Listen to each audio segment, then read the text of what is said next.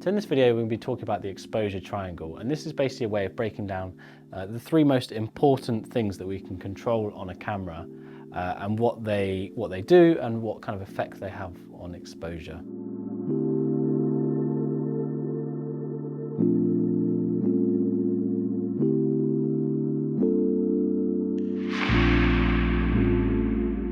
So one of the nice things about videography as opposed to photography is that the kind of balancing of the triangle is actually kind of set in stone in some ways. There's certain decisions that you'll make that will kind of predetermine some of those settings. So starting with shutter speed. Shutter speed as a rule of videography is essentially double the frame rate. So you might remember earlier that I said that the frame rate that we would use in the UK is 25 frames. So for that reason, the shutter speed is 50. So if the frame rate was 50, so if we were shooting at 50 frames, which we'd be doing so that we could slow the footage down, then the shutter speed would be 100. Simple rule, always double the frame rate, 25 to 50 or 50 to 100. So the shutter speed is predetermined, there's nothing we can do about that. So then thinking about the aperture. So the aperture is measured in stops. And you might see this lens, for example, is a 1.5 and it goes up to 22.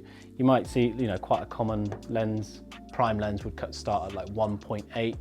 And that's basically called an f-stop. But yeah, we'd know it as aperture. So having a low aperture means two things. It means one, that we're letting in more light. As we turn down to the lowest aperture, what we would see on the inside here, the blades would basically be opening up. So that's letting in more light into the sensor. So yeah, as we think about what that would do, it would do two things. It would let in more light, so the image is more exposed, but it would also change the depth of field. In terms of how it would look, it would basically mean that my background is blurry and I'm in focus. So it's what we call bokeh, and it's that kind of cinematic, lovely look that we all know and love. So yeah, it's controlling two things: depth of field, aka how blurry is my background, and also how much light is let in. Talking about that kind of idea behind the predetermined, again, for me, aperture is often predetermined. Do you want that cinematic, lovely, soft background look? Well, in which case, you're probably going to use the lowest aperture that you have available, whether that's 1.8 or 2.8, or whatever your lens has the capability to do. If you were shooting something that you needed everything to be in focus. Yes, I'm the primary focus, but behind me we have lots of students or an event or something where it's important, where we see what's in my background. For that reason, we're not going to be putting it down at 1.8, 1.5 on this lens. We might put it at 5 or 6 or 8 or something like that. So again, similar to shutter speed, it's predetermined by the choices that you make. Do you want a cinematic look, or do you need everything to be in focus?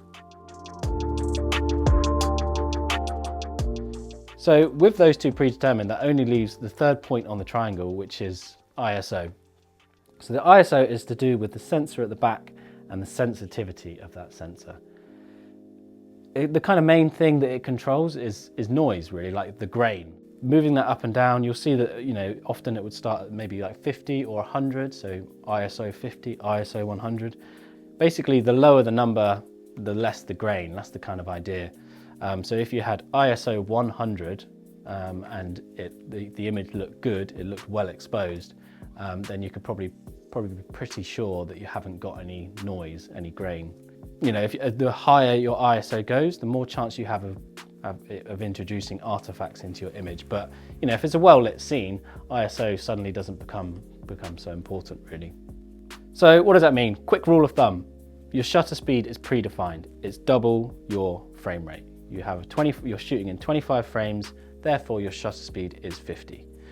You're doing an interview and you want it to look super cinematic, lovely, with soft background, so therefore your aperture is at its lowest. On this lens, that's a 1.5.